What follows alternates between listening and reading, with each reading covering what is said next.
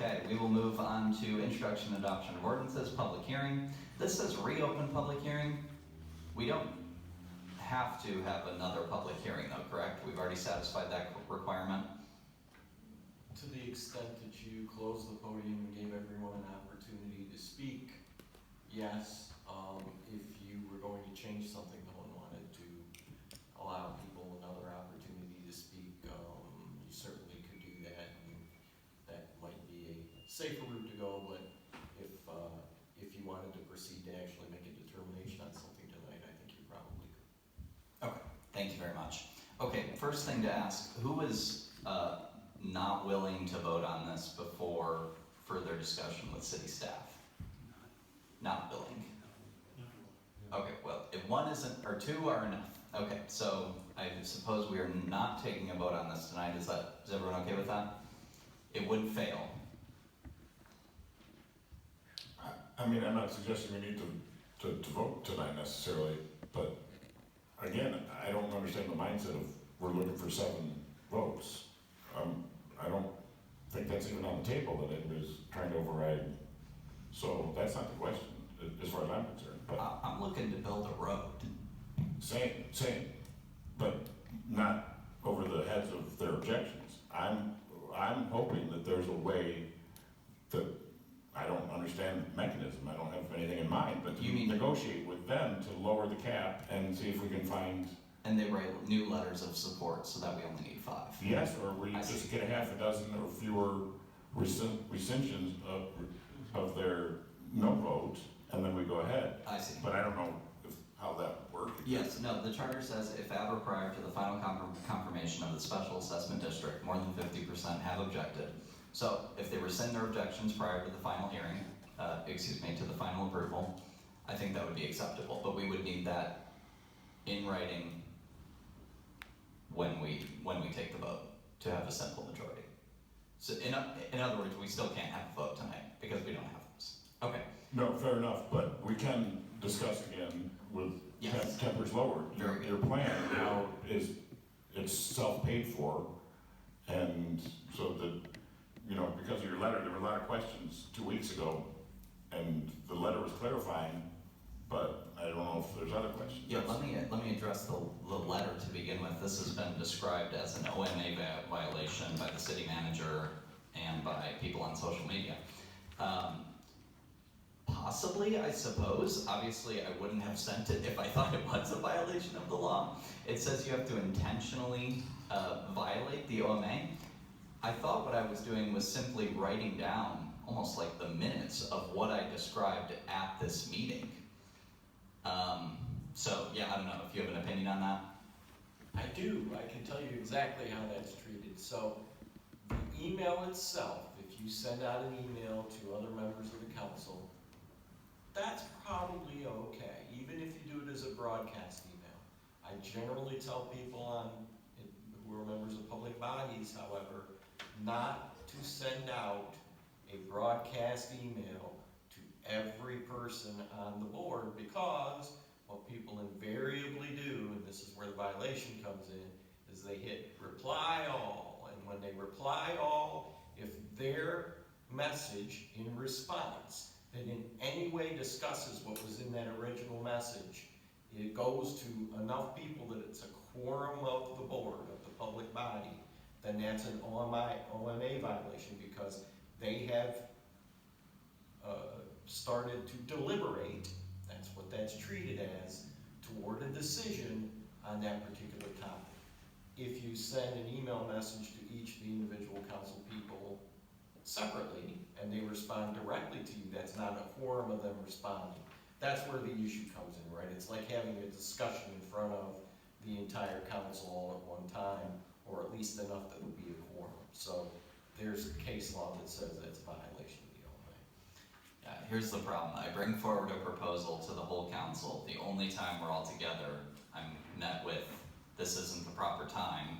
I send an email to the whole council. This is a violation of our laws. It's a separate topic, but we need to lobby our legislators to pass a Florida or Texas style OMA. Our OMA is, maybe I shouldn't say this if someone's going to try to sue me, it's egregious. I mean, In Texas, you're allowed to message with the whole body as long as it's posted online, which is what we did effectively through the minutes. This idea that we just have 2 hours to talk as a full council, and other than that, if you have any ideas, keep it to yourself for 2 weeks until the next time. I don't think it fosters the sort of open deliberation that our citizens want to see. They want to see us tossing around ideas and working through numbers and policies. Okay, that's not the situation we're in right now, so don't do it. The state is watching. Okay, on the policy itself, my contention. Oh yes, Councilman Belknap. So, I agree with you, and the irony is, Rich, you were disparaged for bringing it up in council, and you were also dinged for the email. But to be clear, so my potential violation was more serious than Mayor Pro Tem's, is that fair to say? It didn't become a violation until someone clicked reply all, because then that's deliberation, right? Someone just passing on information or their point of view isn't necessarily a deliberation, but as soon as you start to discuss it, then it becomes that. So that's why I say, if he had sent you an email and you sent an email back to him, didn't copy anyone else in on council, that's okay. You can each individually, or if it's fewer than a quorum of the members of council, you can do that sort of thing. It's not a violation of the OMA. But if you have enough people, that it could be considered a situation where you could, in effect, you're making the decision outside of an open meeting, open to the public, then that's where the violation comes in. So again, there's a distinction between what he did and what I did, and what I did was potentially worse. And my question, therefore, is the way I read it, and I meant to bring a printout of it, but I don't have it. But there's language in there that this can be remedied by reenacting the thing. Do you know what I'm referring to? Well, you didn't enact anything, right? So typically what that's for is, if you engaged in an action and for one reason or another it was done in violation of the Open Meetings Act, you can cure the violation by simply at your next meeting reenacting the thing that you enacted previously, right? So that's not what we're talking about here. You didn't enact anything. The violation would be a technical violation in that it would be determined to constitute the entire council in effect deliberating over.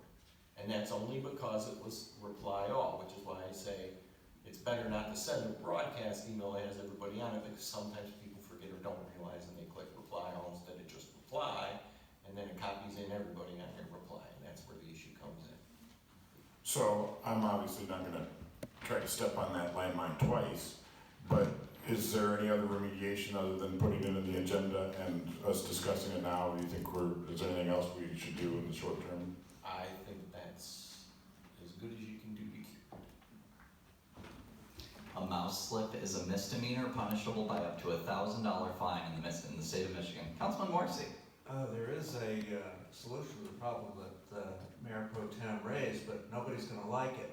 In my town in New Jersey years ago, they would have not only regular council meetings, but every Saturday morning they would have, not every Saturday, but twice a month, they would have work sessions. And that's, now, I don't expect any of my colleagues to be particularly enthusiastic about that, but they did, and they didn't get any money either. They didn't get paid at all for any of the sessions. That's another scary thing, right? But that's one thing. And the other thing is, if anyone wants to address the council in the future via email, I would just put a tag on it saying, "Do not reply to this email," just to remind everybody. I would be more than happy to have a work session. Sounds great. Okay. Yes, Councilman Soha. Just to the work session point, that's how the Branch County Commissioners hold their meetings. They have a work session the Thursday. The Branch County Commissioners have a work session the Thursday before the general meeting, and that's where they address everything that's going to be brought to the table during the regular meeting on Tuesday. Thank you, Councilman Soha. Councilman Flynn. I think, going back to that last meeting, just the one question that I had, that's why after you came up with your plan for Berry Street, my one question was, should we table that, because when we're starting to talk about all of a sudden moving numbers and grabbing money from here, there, and everywhere, I just felt that we didn't have enough information from city staff, not just Dave and Kim, but the finance director and others. And so I think moving forward, like our plan is to, on April 7th, have all those people there. And then, like you had asked, maybe we can have more specific numbers instead of just throwing out, I hate throwing out that $5,000. Because as been mentioned before, sometimes it's not 5,000. And so, to your point, if we could narrow it down and say, okay, can we come up with, like you asked Kim, can we come up with what's it gonna cost this person, what's it gonna cost that person, and they can look at it more. And I don't think we were prepared to do that at the last meeting, so I'm thinking that if we can have some more of that by the April 7th meeting, I think we'll be in a better position to discuss and move forward. Thank you, Councilman Flynn. Councilman Soha. I've been approached by Tim Blow again, and he was a bit, oh, hey, I didn't see you back there. He was a bit frustrated. I hope you don't mind me bringing up your name, but he was a bit frustrated that he had to come here again a third time and possibly a fourth time when there is still the same opposition to the project from the residents of Berry Street. Would you correct me if I'm wrong in that assessment? Is this public? No, I just want, if it's a yes or no. Kind of it is. That's the mayor's. We could reopen the public hearing. If council is fine with that, I'm fine with him coming up.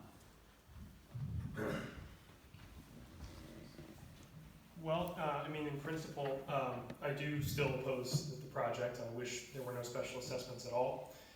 But after talking to Josh, Mr. Mayor Pro Tem Palladino, after the meeting and re-watching the minutes of the meeting, if you guys can negotiate a number below, let's say 3,000, that would be good for me personally. I don't know what, rather than never having a road at all.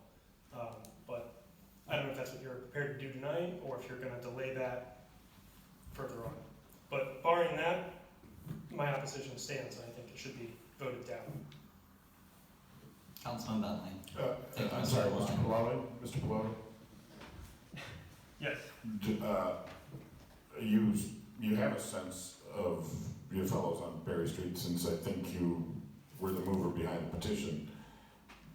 Do you think there are as many as half a dozen others that would be open to that? I have not asked them all, so I don't know. I mean, some people have told me yes, some people have told me no.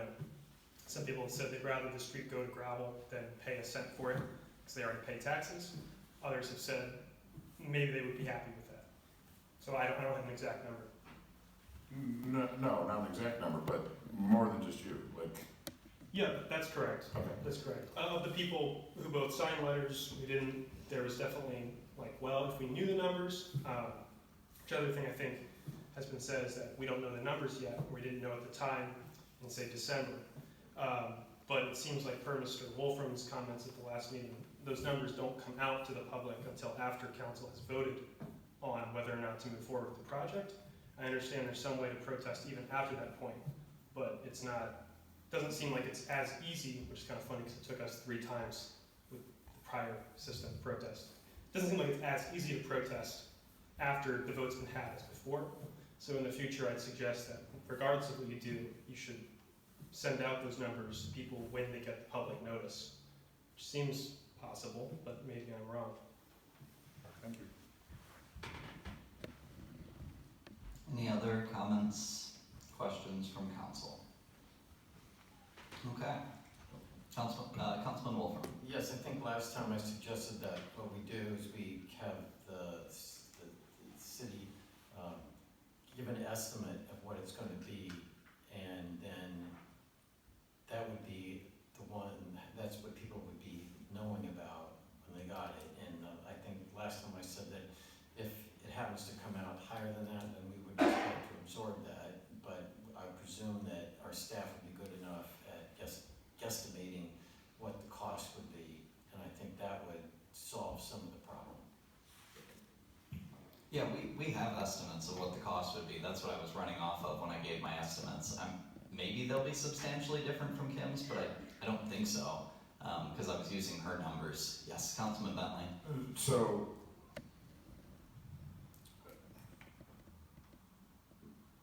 this doesn't $3,000, standard fare. But the fact that we are perhaps on the verge of fixing, I don't know what it is, a quarter mile of road in all of Hillsdale. About 2/3 of a mile. 2/3 of a mile, thank you. No, Monroe I'm talking about. Like that. Oh, Monroe and Yeah. Arch would be about 2/3. No, but according to the engineer, like if we lose Berry Street and we're not doing Arch this year, we effectively are going to be fixing a quarter mile, half mile on Berry. Do you know that number? I'm going to have to check. They're all three are about 1/3 of a mile. Okay, 1/3 of a mile.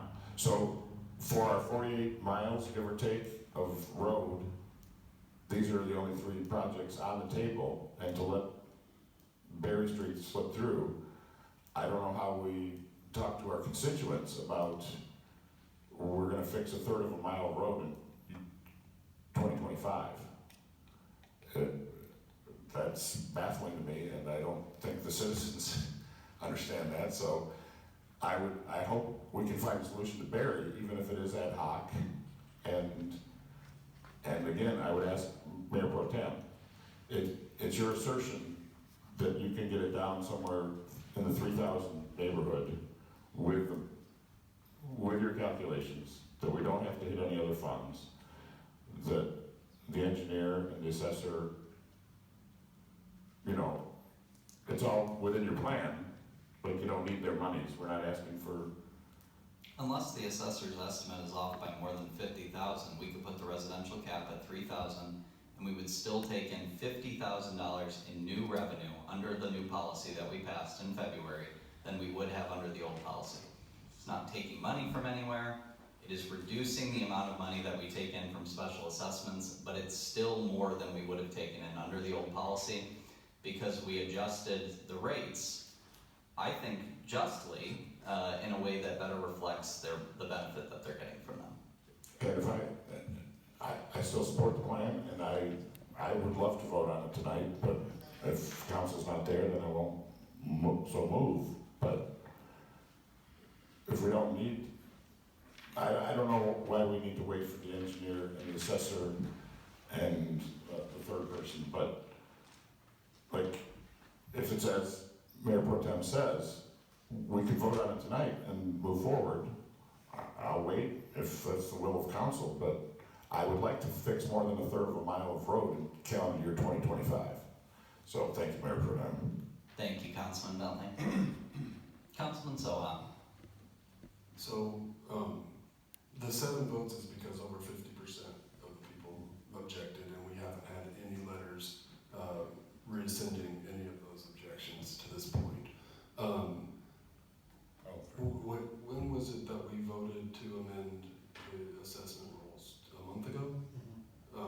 So we voted to amend the assessment rules. Upon reflection of that, personally, The policy? Yeah, The policy, okay. Correct. Sorry. No, that's okay, thanks for the clarification. So on reflection of that, I think, our business model, the 10,000 cap might be a little strenuous for businesses even over 15 years. I ran a small business in town, and that $700 or $800, whatever it is, that's a pinch on the budget. So I don't know about that, I did vote for it. But we voted on changing of the assessment rolls, which is giving a bigger burden on the industrial and commercial properties.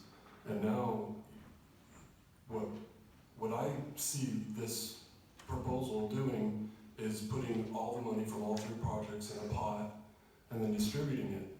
So now we have these commercial entities paying for the Citizens Road over here on Berry Street. And I don't like the idea of that. If we wanted a $3,000 cap, we should have amended the entire SAD for a $3,000 cap. To Mayor Sessions' point, this is opening Pandora's box. If we make this change, then we're gonna have members of our community come and say, we want ours changed to the same assessment level. And every future assessment that we try to pass, the citizens are gonna come and say, you did this for Berry Street, you need to do this for me. I've experienced it already, sitting here for other issues that we've made different, it was for a special assessment for your neighborhood, right? Yeah, and I would just caution council on that. If I'm ready to vote for it tonight, and I will be a no vote. I don't see how my opinion could be changed, even if the letters are rescinded. I don't know if my opinion could be changed because I feel like it's unfair to the corporations, the businesses that are paying the $15,000 are now paying for Berry Street and not just for their street. That's how I see it right now. Thank you, Councilman. So I disagree with that.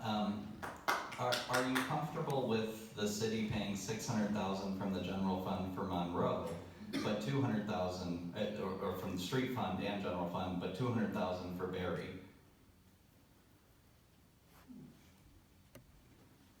They're two different projects. But it's one pot of money, whether it's from SADs or the general fund. We're spending 3 times what we're spending on Berry for Monroe. So that's what the assessor, or that's what the Kimberly and her department. So why are the residents on Berry Street comping Monroe Street for 3 times the cost? But they're not, they're paying for theirs. It all goes into the same fund. All the tax money is in one pot. We're spending $600,000 to reconstruct Monroe, plus about $200,000 from special assessments. We're paying $200,000 to reconstruct Berry, plus about $200,000 from special assessments. We're paying 3 times the amount. This is how property taxes work. They go into a general fund. I'm not upset. I don't think the people from Berry Street are gonna complain that they're paying more from the general fund for Monroe Street, but that's just how it works. It's a more difficult reconstruction. Correct. I would agree with that. So it costs more. So it costs more, but you're fine with them subsidizing it if it's from the general fund, but if it's from the special assessment fund, that's wrong. I need to think about that for a minute. Yes, Mr. Mackey. Okay, to correct something that was said here. You're talking about Berry Street and Monroe. So there is more from the general fund going into Monroe, but the ratepayers are also subsidizing Berry Street because the Berry Street is going to get water and sewer work done there that will equal the amount that's probably going into the road. So their project is probably comparable, if you looked at the whole project, as Monroe. If you just peel off the road piece, yes, it's less. But you tie in the water and sewer, and you've got a comparable percentage and a comparable dollar amount. That being said, you asked the question, Councilman Bentley, of why we need them here. Because they are our city experts, the assessor, the engineer, and the finance director. They are municipal infrastructure and financing experts. And I will tell you that based on what you've proposed, they are unanimously against this plan. My hopes were that this would be on April 7th so they could all be here and the questions could be answered and they can answer your questions directly. But if this is something that might pass tonight, then I'll make the statement for them. But I prefer that they're here because they can answer all your questions, and where some people might not know whether an answer is right or wrong, they will be able to tell you. That's all.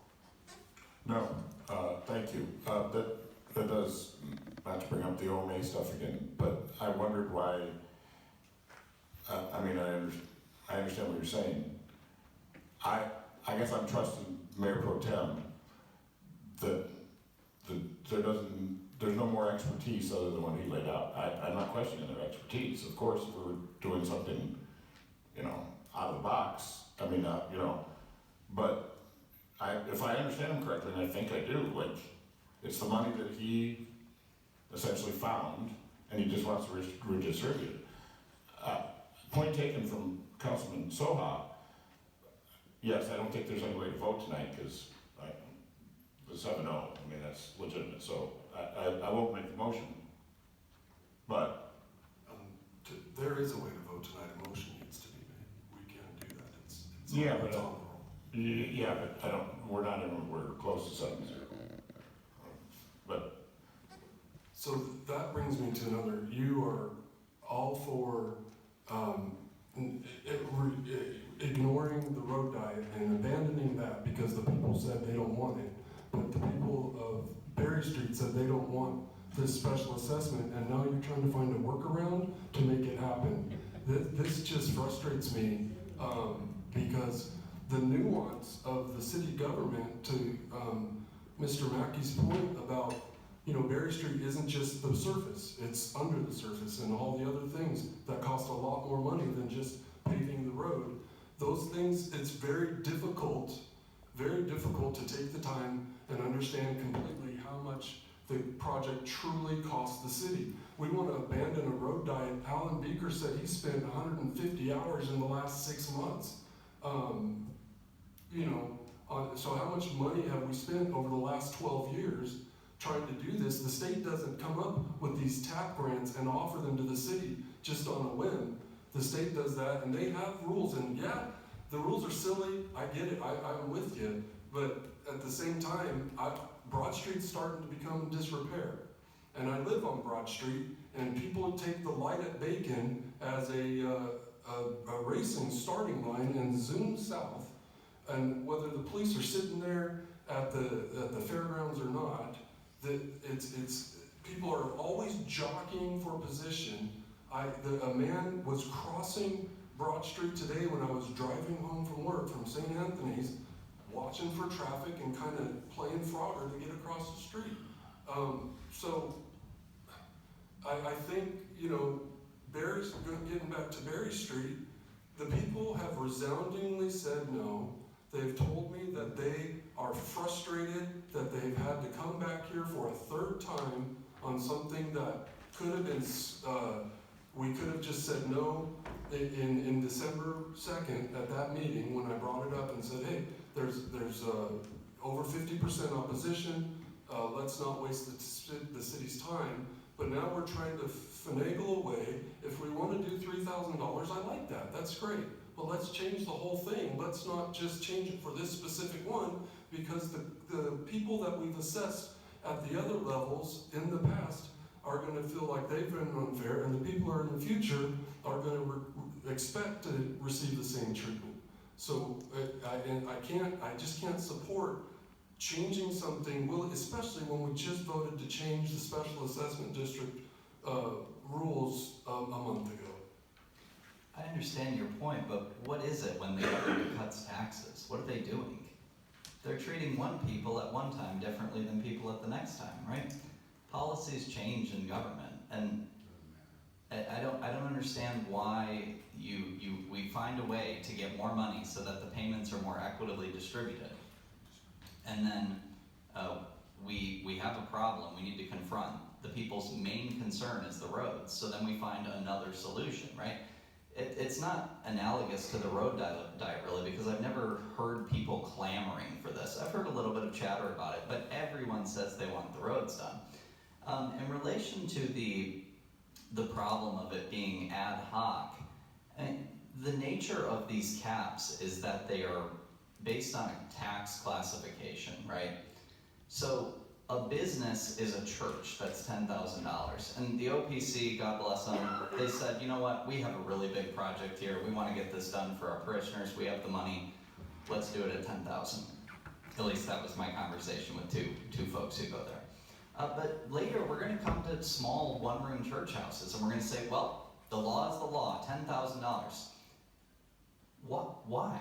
Why not take into it, we're discussing this publicly, why not take into account the specific circumstances there? A uniform application of the law is not justice, right? The law is never, in itself, uniformly applied, pure justice. You have to take into account the specifics, and we can do that because we're a local governing body. Now, we want to do that in a way that we're not serving special interests or helping out our buddies, but just, finding a standard that will work for everyone. And one of those standards is, what is the benefit you're receiving from this? If you have a small one-room church that 5 people attend, can't we take that into account, right? That would be my plea at least. I don't think uniform policy is, I understand why experts want that, because they want path of least resistance. We're doing politics though. Yes, Councilman Bentley. To respond to Councilman Soha, I think I got 3 points. MDOT is going to resurface Broad Street regardless of the bike lanes, so you may have misspoke there. The sunk cost of Barry versus the sunk cost of the road diet. Yes, I abhor the road diet sunk costs, and I feel there's an inexorable march to say that they're going to rise and rise, and it's been going on for so long, we might as well do it now. So I see the sunk costs, and I wish they weren't there, but I still want to stop the project. But in contrast, Berry Street, the city did, like the engineer did a lot of work in the assessor, there's a lot gone into it, and I don't want to walk away from it. But nor do I want to override, you refer to it as an overwhelming negativity. They have an overwhelming negativity to the way we've handled this and the amount of effort they've had to put into it. They're not overwhelmingly against having a new road, and I've talked to at least half a dozen of them that are interested in a compromise position. So but I don't disagree that it's a political decision, like weighing the commercial versus the industrial versus the residential. Like, that's something we should discuss too, but I don't want to walk away from the sunk costs of the assessor and especially the engineer that have put into Berry Street, and then leave the citizens of Hillsdale with 1/3 of a mile of new road in 2025. So that's why I'm trying to find a solution. The principles are as you say, but anyway. There is one other difference with the projects back on Westwood too. I would not support lowering the cap for cul-de-sacs. Right. In fact, Right. that's been 5,000 since 2019. Is that right? 2020. With inflation, that maybe should be going up 5,200, something like that. But you have to judge those differently, right? That Monroe is a general purpose road. You need that to go to BPU. Berry Street, the schools use that. A cul-de-sac is in a different category, and I guess I don't see the problem of treating those differently. The voters can judge us at the ballot box. They said that was ridiculous, that was absurd, you gave special favor to one and not to the other, and there was no legitimate cause. Great, they should make that's for them to judge us, right? To figure out if our determination was right or not. But I don't think making those sorts of determinations is wrong in and of itself. One Did you last have thing. something to add there before I move on? Yes, but it's tweeted. Okay. Thank you, Councilman Soha. Sorry, I feel like we're ganging up on you. No. Yes. Councilman Thank you, Bentley. Councilman Soha. No, I think it's been worthwhile. A humble suggestion, and I don't know if this must be directed to the city manager or the mayor of the town. I don't know how all the mechanics work of how you choose the projects, but I might suggest that we make some kind of announcement where the certain neighborhoods can volunteer, but hey, put us on the table. Maybe that's how it does work, I don't know. That has happened. They are allowed to petition. I would volunteer, if there's a road in mind, let's go out there and collect the petitions. As soon as the city staff has it in their mind that that's the next road, let me go knock all those doors. And let's let the voters decide this so we don't go through this next time. Councilman Flynn. Is there a way that if everybody's determined to vote on this tonight and it goes down, Dave, is there a way that we could then say, okay, we could still talk more about it, maybe put Berry Street on the list next year? That gives us more time to disseminate, get some actual numbers around, let the property owners of Berry Street see what it's going to be, instead of maybe just a guesstimate or just that 5,000 number, and then say, okay, we're gonna bring it back and put it on for 2026? So to answer your question, so in regards to the estimate, so what they receive in their letter is the cap, so they receive the $5,000 cap. Now, we do know that some of them on the front footage basis actually came in less than that. Some of them were down to 3,800. And that would be the same thing for commercial property. It'd be based on the front footage. So the cap at 10,000, if it was a small nonprofit or church, a small lot, it could be less than that. It all depends on their situation. Same thing on the industrial side. That being said, our past practice has been if council votes no, the past practice, and this happened with one area that said they did not want it, we basically moved on and did not revisit that particular area. Could we revisit it at some particular point, next year or following year? We probably could. It would be better to wait and get a good policy recommendation that council supports than to make a bad decision that will have repercussions for future projects as well as past projects. That's the staff's position. When will the work under the road be done? There's no way to time it up with that if we don't do it this year, right? It will not be done if the road's not done. It will be piecemealed or repaired on an as-needed basis. Okay. As it is currently. Okay, thank you. Okay. Any further discussion? I just have a question for clarity. This goes all over the place. I thought we tabled it because I still want to hear the experts talk. And to have a vote just seems very immature. Okay. Thank you, Councilman Stugel. I think we all agree we're not voting tonight. I thought that's what we agreed at the outset as well. Yes. So we would just need to table this again. Or I think we could just move on, actually. Maybe motion to table, reconvening April 7th. Vote most likely at the second meeting in April because Councilman Soha will not be here. If, however, we get opinions from city staff that are amenable to everyone here, we might take the vote on April 7th if it is unanimous. Would this also then give the Berry Street people that Councilman Bentley has talked about an opportunity to turn in letters that they are rescinding? Does that give them time to do that legally? Is there a time period that they need to do that, or just before that next meeting? Before you make a decision on it. Okay, thank you. Okay. All set. Councilman Soha. To that point, Councilman Flynn, if, I think, there was 19 letters in opposition, and then they needed 16, or what? Could you remind me the numbers, Mr. Mayor? I believe there were 19. I don't have them in front of me, but a couple of them were multiple property owners. So the way the charter reads is if you have multiple properties, you still get one vote, just like a resident vote for someone. But that being said, to answer your question, I believe that if 2 or 3 people rescinded, that would put it under the 50% mark.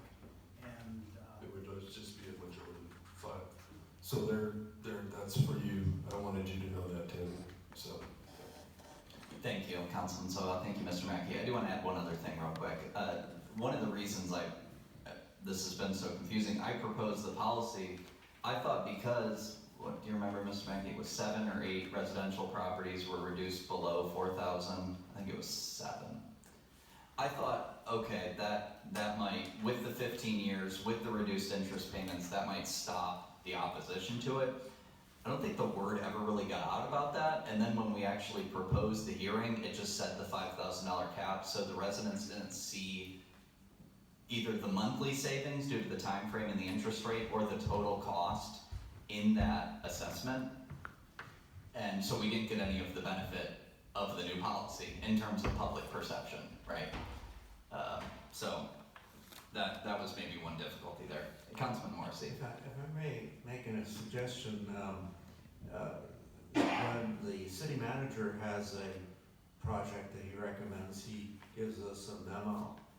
And it seems to me that it would be a good idea in the future if a member of the council or has such a major amendment to some policy, the same should be done by that person, so that we have a written statement in a timely way to put in the packet on Thursday, so that we can think about it. Because I remember Councilman Soha at the last meeting was saying, well, I haven't seen this before.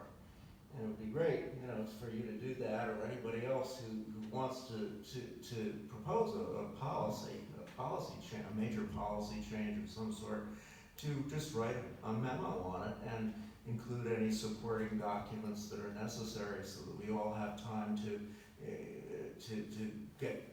get our heads around it. Agreed, Councilman Morrissey, thank you. Yeah, the difficulty there was I didn't know that the petitions had reached the limit until after the agenda came out, and then we're scrambling, which is how we ended up in this situation. Okay, Councilman Brents. Mayor Pro Tem, are you entertaining a motion to table the hearing, or are we just simply moving on? I am not asking for one, but I think we should move on. I want the project to move forward, but if we take a vote tonight, I think that will end it. No, to table. Oh, to table, I'm sorry, yes. It's purely procedural. Yes. Yes, okay, I will accept a motion to table, thank you. I motion to table the hearing and reconvene at the April 7th meeting. Okay, motion from Councilman Bruns to table the hearing and reconvene at the April 7th meeting, seconded by Councilman Morrissey. Any further discussion? Yes. Yes, Councilman Stuchel. If we will not take a vote on the 7th, we'll take it on the following meeting. Correct. Thank you, Councilman Stuchel. Okay, appreciate all of your patience. Very good discussion. Thank you. All in favor? We precluded voting on April 7th now?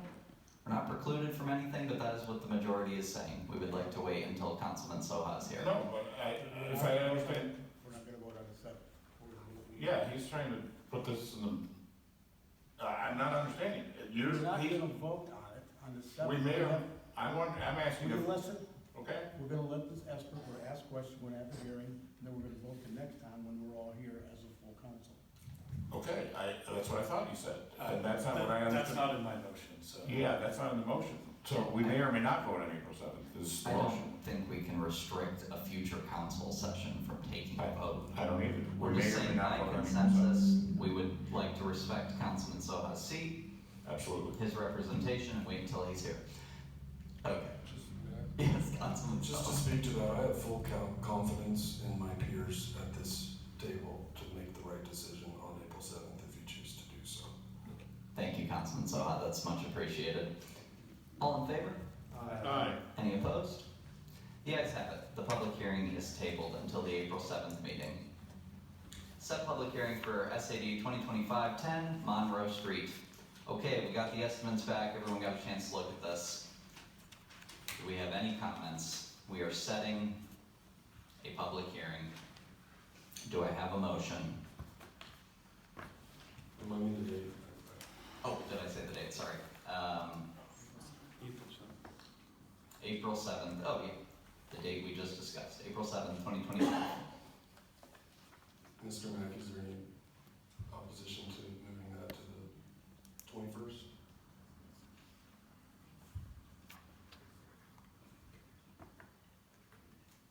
Is that too much time? Well, this one's already been approved. Yeah.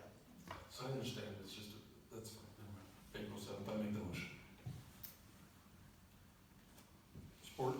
Motion on the floor from Councilman Soha, seconded by Councilman Flynn to set the public hearing for Monroe Street confirmation of special assessment roll for April 7th, 2025. Any further discussion? I guess there will be the problem. If we approve this as is, then there's probably not going to be any change to Berry Street for the sake of consistency. Any further discussion? All in favor? Aye. Any opposed? Roll call vote? Was there an opposition? It was sort of scattered, I was confused. Plus, we're setting a public hearing, let's take a roll call vote. Councilperson Stuchel, Yes. Wolfram, Yes. Mayor Pro Tem Palladino, Yes. Councilperson Bentley, No. Bruns, Yes. Flynn, Yes. Coursey, Yes. and Soha. Yes. 7-1 approved. Thank you, Katie. Let's move on to new business. Letter A. Mr. Mackey. Thank you, Mayor Pro Tem. So this is an update to our sick leave policy as it relates to the Earned Sick Time Act that was passed and signed into law on February 21st. The Michigan Earned Sick Time Act establishes the state's earned sick time laws, and it requires that for part-time staff, for each 30 hours, they earn 1 hour of paid sick time, and then it changed some of the limits on full-time staff. Now we have some older staff that still get sick time, so this policy affects them. We were at 64 hours is what the city provided, where the act provides for 72 hours. So the policy actually updates that, so it spells out what the state required, which is 1 hour for every 30 hours of work, as it relates primarily to part-time workers, and then the 72 hours. So that's what this policy does, is update our sick policy to fall in with the state guidelines. Now, our new employees, they receive PTO, or paid time off, and they don't fall under this. So, and then we also have union contracts, which would not fall into this until their contracts expire, which are about 2.5 more years on the few of them. So this just applies to a smaller group of city employees for now, but will be expanded. So if there are any questions, I'll be happy to answer them. Otherwise, we're just looking for a motion to adopt the policy. So moved. Support. Motion on the floor from Councilman Flynn, seconded by Councilman Soha to adopt the new ESTA policy. Any further discussion? Yes, Councilman Soha. Thank you, Mayor Pro Tem. I would encourage our elected body in Lansing to revisit this. I think it's gonna be an undue burden on, especially on small businesses. I would, in light of this, adjacent to this topic, like to maybe revisit Sandy Beach now, in light of the minimum wage and in light of Earned Sick Time Act, just doing some back of the hand calculations. We were only making a little bit of money having those people out there, those high schoolers out there, and now the minimum wage went up about 20%, plus this new Sick Time Act is going to require tracking. Yes. Oh, So- they get 85% because they are under 18. Well, no, actually, I was gonna address the earned sick time. Oh, okay, So sorry, there's thank you. actually an exception for seasonal workers. Oh, okay. Basically, what you can require as part of your policies is that they can't take their earned sick time until they've completed 120 hours. Okay. Until they've, reached that level. So, on the basis of that, 120 days after they begin their employment, which is gonna take you 4 months. I So see. anybody that works for you for less than 4 months, unless you rehire them within 2 months of when you terminate them at the end of the season, they don't get that sick time back that they earned during those 4 months. Okay. So basically, they never use it, and that's what they call the seasonal employee exception that they wrote into the statute. Okay, and do we know if we can pay them 85% of the minimum wage because they're 18? Is that what the statute said? Something like that. Anyway, I'm worried we're gonna be losing money in order to collect money at Sandy Beach. So, would that be you, Jason? Is that Michelle? Okay, yeah, if we could have Michelle just sort of run those numbers and see how we should address that, that would be much appreciated. We have a motion and a second on the floor. Any further discussion? Okay, all in favor? Aye. Any opposed? The ayes have it. This is a policy. Do we need a roll call vote? Okay. BPU Low Income Energy Assistance Fund. Thank you, Mr. Hamel. Evening, Mayor Pro Tem, Council. I'll just kind of start with this as just a little dab of history. This LEAF program, we refer to as LEAF, the Low Income Energy Assistance Fund, has been around since 2013. It's been on our electric bills as a line item since that time. It's currently around, I believe, around 80 cents, 78 cents, something, it's right around 80 cents. That is per electric meter on our system. It's about 6,000 of them. Along with the Public Act 168 and 169 that allows the Michigan Public Service Commission to essentially set what that amount is going to be. And through that, and the MCL 460, essentially they've said that that number is going to go to $1.25 per retail meter, and then increase by 25 cents per year up to $2. So I'll save you the math. We're currently doing about 58,000 a year we're sending to the state. That'll go to 90,000, 108,000, 126,000, 144,000 at the end of those increases. The only real option is to implement a program yourself. We are currently not staffed to do so. It would require somebody, researching tax returns and income and pay stubs. And then the next level of that is we have to then write checks to propane suppliers, wood suppliers, coal suppliers, natural gas supplier, whatever the case may be. And then that all has to be documented and then all submitted back to the state. So those are the two options: is you opt in and you pay the dollar amount per meter, or you have to set up a program yourself and report all of that, essentially spending the same amount of money. Due to staff constrictions, we don't feel it makes sense to hire somebody to do that. We certainly don't have the extra staff or that expertise currently at the Board of Public Utilities. This program is state mandated? Yes, it is. It is state mandated. We're being told that there will be efforts made to return the money to our county, not necessarily to our ratepayers or taxpayers, if you will. There's two different groups there, because we go well beyond the city limits of Hillsdale with our electric utility. We're told that they're going to make every effort to bring it back into our county. Do they tell us at the end of the year how much money from this came into the county, into the city, into the BPU service area?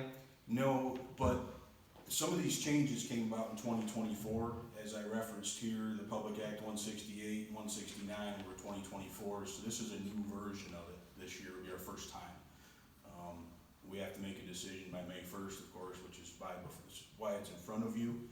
And I believe our last update on this occurred maybe 3 weeks ago-ish, maybe a month ago at most, because it was still quite fluid. We weren't even sure of all these details until about a month ago, which leaves you very little time to hire somebody and bring them on. My thought is we could revisit this next year before that May 1st deadline, and if we realize maybe it's not as bad as we think, we could possibly consider bringing it in-house, which would be an opt-out situation.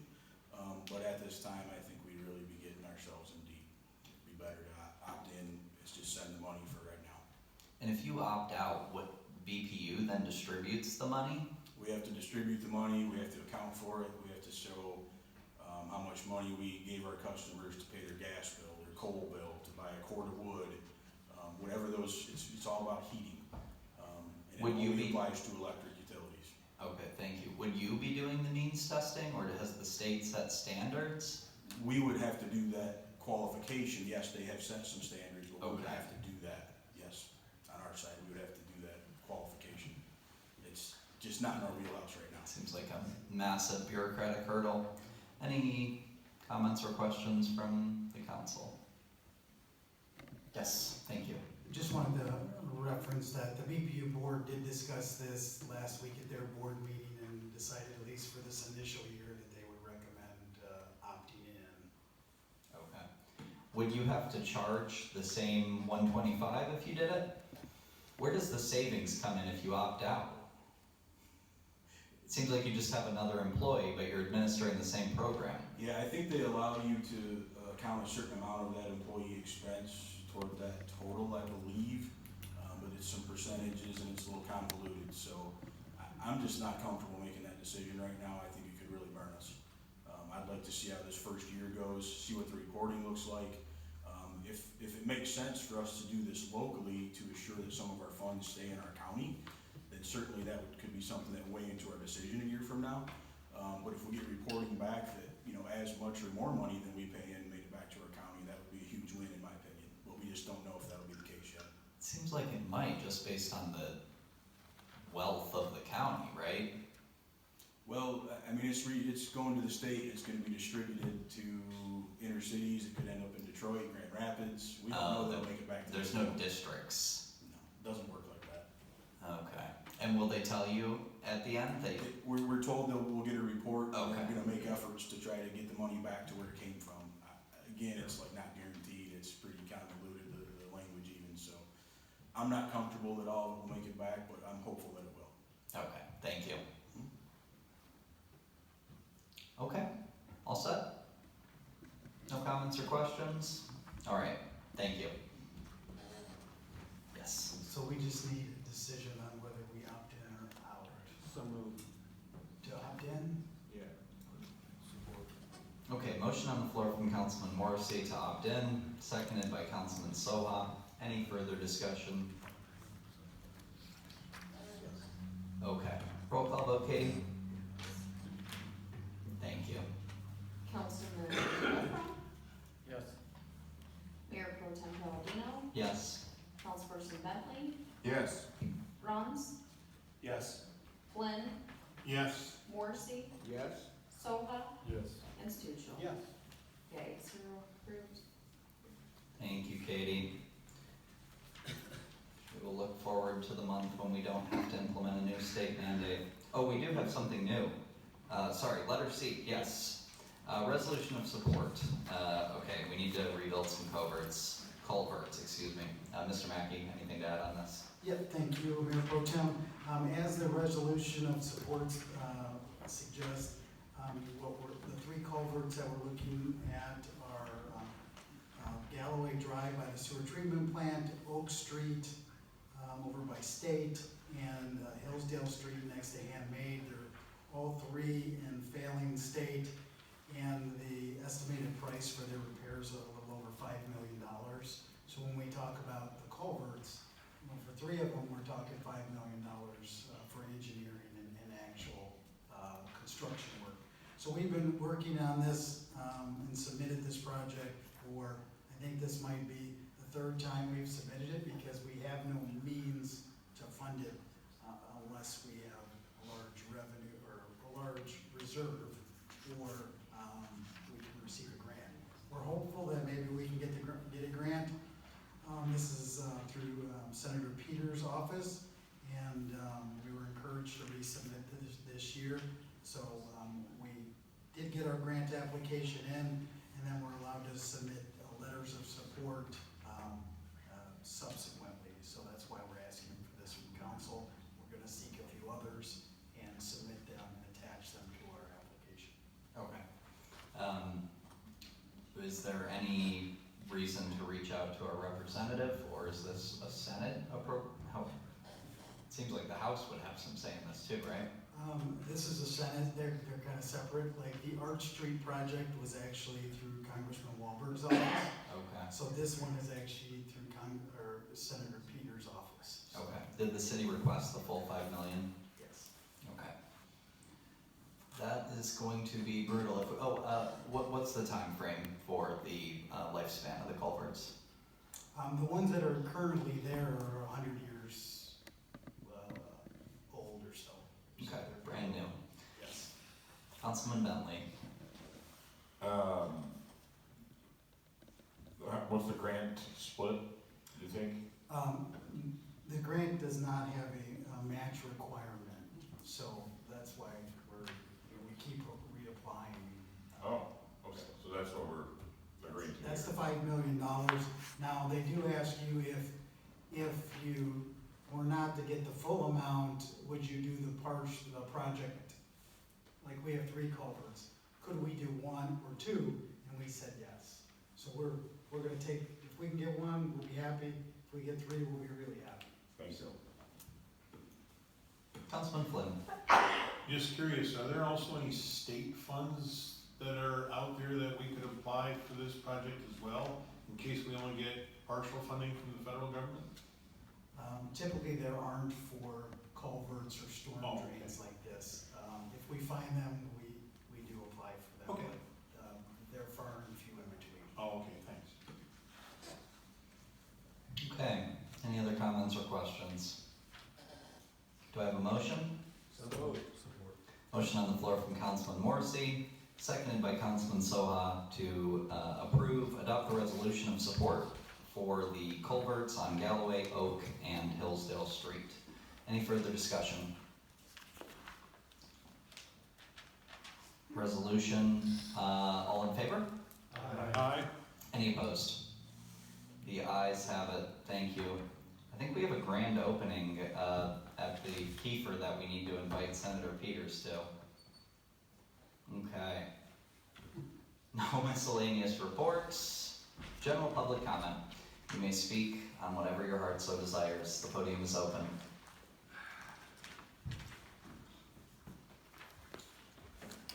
On the sad, city has already set a precedence. They had a vested interest in paving Hallett for Three Meadows development. Nobody